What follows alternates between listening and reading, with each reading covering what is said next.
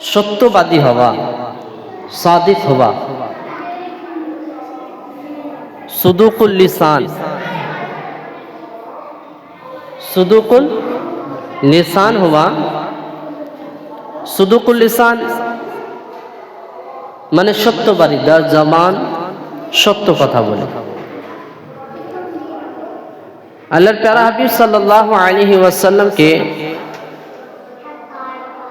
সাহাবী রাসূল হযরতে সাইয়েদনা আব্দুল্লাহ ইবনে উমর রাদিয়াল্লাহু তাআলা তিনি জিজ্ঞেস করলেন, ইয়া রাসূলুল্লাহ সাল্লাল্লাহু আলাইহি ওয়াসাল্লাম, মানুষের মধ্যে আফজাল কে, উত্তম ব্যক্তি কে?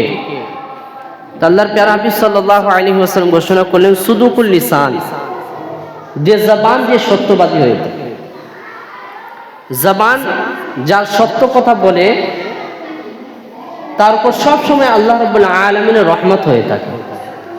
আর সুদুকুল লিসান যে হয়ে থাকে, সত্যবাদী যার জবান রয়েছে না, সে যে দোয়া করবে আল্লাহ রাব্বুল আলামিন তার দোয়াকে কবুল করে নেবে। এটা সত্যবাদীর একটি মর্যাদা, একটি সম্মান। আপনি দেখবেন ইতিহাস সাক্ষী রয়েছে, যতই বুজুর্গানে দিন রয়েছেন, সালফে সালেহ হয়েছেন, এই সত্য কথা বলার কারণে, সত্য কথা বলার কারণে, সত্যবাদী হবার কারণে আল্লাহ রাব্বুল আলামিন তাদেরকে কি দিয়েছেন? মর্যাদা দিয়েছেন, সম্মান দিয়েছেন। এই সত্যবাদী হওয়ার কারণে।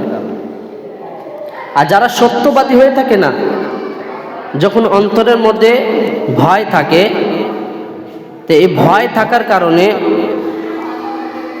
আল্লাহ রাব্বুল আলামিন সেই ব্যক্তিদেরকে প্রত্যেকটি বিষয়ের উপর একটি চিন্তা ভাবনা, একটি চেতনা আল্লাহ রাব্বুল আলামিন দান করে দেন। সত্যবাদী যদি হয়ে থাকে, অন্তরের মধ্যে যদি আল্লাহর ভয় ভীতি যদি থাকে, ইত্তাকুল্লাহ যদি থাকে, আল্লাহর ভয় যদি থাকে, তার সামনে যে ঘটনাগুলো ঘটে না, ওই ঘটনা থেকে তারা শিক্ষা গ্রহণ করে। যেমন এক বুজুর্গ, তিনি রাত্রে ঘুমালেন, নিজের সন্তানকে পাশে নিয়ে ঘুমিয়েছেন। তো সন্তানের ঘুম আসে না, ছটপট ছটপট করছে। তো বাবা জিজ্ঞেস করলেন, বেটা কি ব্যাপার, তুমি ঘুমাচ্ছ না কেন? ছটপট ছটপট করছো কেন? ছটপট ছটপট করার কারণ কি? তখন সে সন্তান বলছে, আব্বুজান, আমার মাথায় ব্যথা নেই, আমার কোনো কষ্ট নেই, আমি একটু চিন্তায় আছি। বলে কিসের চিন্তা? বলে আমাদের উস্তাদ সাহেব এক সপ্তাহ যেগুলো পড়িয়েছেন, আগামীকালকে সকালে জুমেরাত রয়েছে, বৃহস্পতিবার রয়েছে, এই বৃহস্পতিবার করে তিনি পরীক্ষা নিয়ে থাকেন, বৃহস্পতিবার নিয়ে পরীক্ষা নিয়ে থাকেন। আমি ওই পরীক্ষারই চিন্তা করছি। যখন সন্তানের এই কথা চিন্তা করেছেন যে এক মাসুম বাচ্চা এক সপ্তাহ সে কি লেখাপড়া করেছে, কি কাজ করেছে, সেটা নিয়ে সে চিন্তা করছে যে আগামীকালকে কি দিতে হবে, পরীক্ষা দিতে হবে আমাকে, আগামীকালকে পরীক্ষা দিতে হবে আমাকে, এই চিন্তার তার ঘুম আসছে না। আর আমি এত বছর থেকে আল্লাহ রাব্বুল আলামিনের দেওয়া নেয়ামত আমি ভক্ষণ করছি, এত বছর থেকে আমি জীবন অতিবাহিত করছি, আমি যে আমলগুলো করেছি সে আমল নিয়ে তো আমি কখনো চিন্তা করি না। আমি কেন হিসাব করি না যে আমাকেও একদিন হিসাব দিতে হবে? আমি যে কর্মগুলো করেছি এগুলো আমাকে হিসাব দিতে হবে। আমি যে কাজগুলো করেছি একদিন এই কাজগুলোকে নিয়ে আমাকে আল্লাহর দরবারে দাঁড়াতে হবে। যদি এই বাচ্চা একদিনের পরীক্ষা এক সপ্তাহের হিসাব নিতে গিয়ে যদি রাতে ঘুম না আসে, তাহলে আমি কেমন ব্যক্তি রয়েছি যে এত বছর অতিবাহিত করলাম, আল্লাহ রাব্বুল আলামিন ফরমাবরদারি কোথায় করেছি, না ফরমানি করে হিসাব না করে আমি কিভাবে শান্তিতে ঘুমিয়ে পড়ি?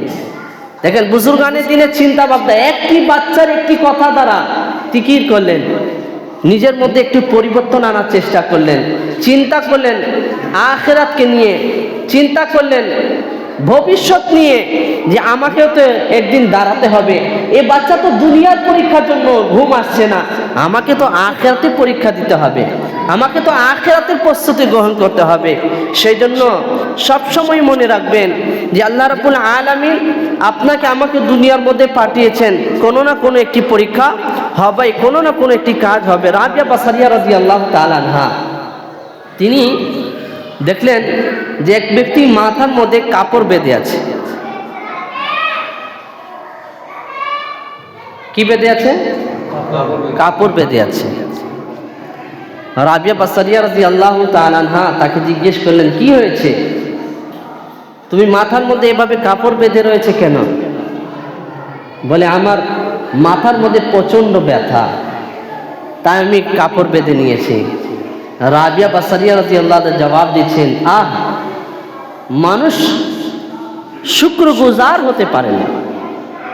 তোমার একদিন মাথা ব্যথা হলো, তুমি মানুষকে দেখানোর জন্য মাথার মধ্যে কাপড় বেঁধে নিয়েছে, যাতে মানুষ বুঝতে পারে যে তোমার কষ্ট আছে, মানুষ বুঝতে পারে যে তোমার কষ্ট রয়েছে।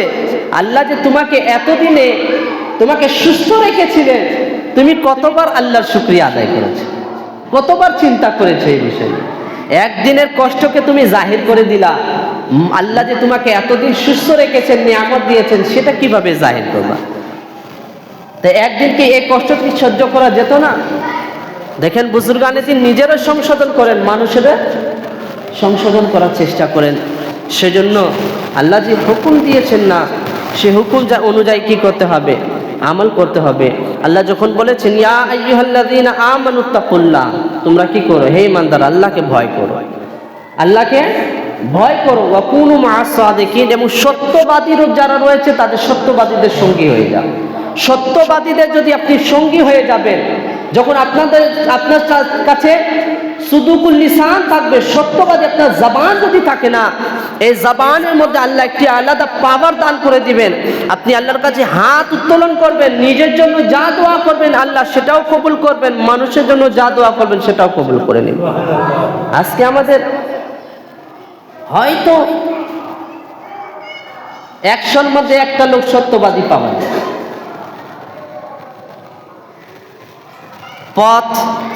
প্রত্যেকটি পথে পথে মানুষ কি বলছে? মিথ্যা কথা বলছে। আজকে মিথ্যার আশ্রয় নিয়ে মানুষ সবকিছু বাঁচানোর চেষ্টা করছে। কখনো কেউ নিজের সম্মান বাঁচানোর জন্য মিথ্যা কথা বলছে, কেউ নিজের অস্তিত্ব টিকিয়ে রাখার জন্য মিথ্যা কথা বলছে, কেউ ব্যবসার ক্ষেত্রে মিথ্যা কথা বলছে। সব জায়গায় দেখা যায় আজকে এই সত্যবাদীর একটি যে প্রভাব থাকবে, সে প্রভাবটুকু আমাদের কাছে নেই। যদি আমরা সত্যবাদী যদি হয়ে যাই, আপনি হয়তো স্মরণ করে রাখবেন, স্মরণ রয়েছে আপনাদের পীরানে পীর দস্তগীর শেখ মহিউদ্দিন আব্দুল কাদের জিলানী রাহমাতুল্লাহ তাআলা। মনে আছে আপনার যে যখন তিনি ছোট ছিলেন, উনার আম্মি জান দিরহাম কিছু সেলাই করে দিয়েছিলেন পকেটের মধ্যে ভিতরে, যে বাবা যখন কোনো মুসিবতে পড়ে যাবা এই দিরহামটি তোমার কাজে আসবে। সেলাই করে দেওয়ার পর ওয়াসিয়াত করেছিলেন যে আমার কলিজার টুকরা, কখনো মিথ্যা কথা বলবে না, সত্য কথা বলবে। কাফলার সাথে শুরু করলেন চলা, চলতে চলতে হঠাৎ করে ডাকাত যারা রয়েছে তারা হামলা করলো, পুরা কাফলাকে লুণ্ঠন করে নিয়েছে, সবার মাল নিয়ে নিয়েছে। যখন পীরানে পীর দস্তগীর শেখ মহিউদ্দিন আব্দুল কাদের জিলানী রাহমাতুল্লাহর কাছে আসলো, জিজ্ঞেস করো আল্লাহ তোমার কাছে কি আছে? আমার কাছে কিছু নাই, কিন্তু আম্মি জান আমাকে যে দিরহাম সেলাই করে দিয়েছেন সেটা সেলাই করা আছে। সরদারের কাছে এসে বলল যে বাচ্চা বলছে কিছু নাই, কিন্তু তার কাছে নাকি কিছু দিরহাম সেলাই করা আছে, তার মা আমানত হিসাবে দিয়েছেন, পথের মধ্যে যদি প্রয়োজন হয় খরচ করার জন্য দিয়েছেন। ডাকুর সরদার এসে বললে তুমি কি ঠাট্টা করছো? বলে না, আমি ঠাট্টা করছি না, আমি সত্য কথা বলছি। ঠিক আছে, তার পোশাকটা খুলো। পোশাক খোলা হলো, দেখালো যে হ্যাঁ ভিতরে কিছু দিরহাম আম্মি জান সেলাই করে দিয়েছেন। তিনি বের করলো, বের করার পর সে ডাকুর সরদার যে ছিল সে বলল, হে বাচ্চা তুমি বলো তো তোমার এই দিরহাম তো লুকায়িত ছিল, আমরা তো দেখি নাই, তুমি বলতে পারতো আমার কাছে কিছু নেই, আমরা ছেড়ে দিতাম, তোমার এই মালটা আমরা গ্রহণ করতাম না, তুমি কেন এই কথাটা জাহির করে দিলে, প্রকাশ করে দিলে? বলে কারণ আমার আম্মি জান যখন এই দিরহাম দিয়েছেন, আমাকে ওয়াসিয়ত করেছেন কখনো মিথ্যা কথা বলবে না, সত্য কথা বলবে। কারণ সত্য কথা বললে আল্লাহর রহমত হয়, সত্য কথা বলার কারণে আল্লাহ রাজি হয়ে যায়। আর যদি আমি মিথ্যা কথা যদি বলি, আল্লাহ নারাজ হয়ে যাবে, রহমতের ফেরেশতারা দূরে চলে যাবে, কিয়ামতের এর শাস্তি ভোগ করতে হবে। যখন শেখ আব্দুল কাদের জিলানী রাহমাতুল্লাহ মাসুম বাচ্চা রয়েছেন, জবান কচি জবান রয়েছে, এই জবান দিয়ে যখন ঘোষণা করেছেন, এই কথাগুলো যখন উপস্থাপন করেছেন, বক্তব্য যখন দিয়েছেন, এই সামান্য একটি কথার মধ্যে এমন পাওয়ার ছিল, সঙ্গে সঙ্গে সে ডাকাতের সর্দার সহ যারা উপস্থিত ছিল বলল যে তুমি এই চিন্তা করছো যে আল্লাহ রাব্বুল আলামিন নারাজ হয়ে যাবে, তুমি এটাই চিন্তা করছো, না জানি আমরা কতদিন থেকে আল্লাহর নাফরমানি করছি, ডাকাতি করছি, মানুষকে লুণ্ঠন করছি, কষ্ট দিয়েছি, মানুষকে হত্যা করছি, কিন্তু আখিরাতের আমরা চিন্তা কখনো করি নাই। হে বাচ্চা, তোমার এই জবাব, এই কথাটুকু আমাদের উপর অনেক প্রভাব ফেলে দিয়েছে। আজ তোমার হাতের মধ্যে আমরা তওবা করছি আর নিয়ত করছি যে আর কখনো আল্লাহর নাফরমানি করব না। সঙ্গে সঙ্গে তওবা করে তারা মুত্তাকি পরহেজগার ইত্তাকুল্লাহ যারা অন্তরের মধ্যে থাকে, আল্লাহর ভয় ভীতি চলে আসছে। যখন কি ছিলেন তিনি? সুদুকুল লিসান, সত্যবাদী, জবান সত্য কথা বলে। সেই জন্য আজকে আমরা হয়তো অনেক সময়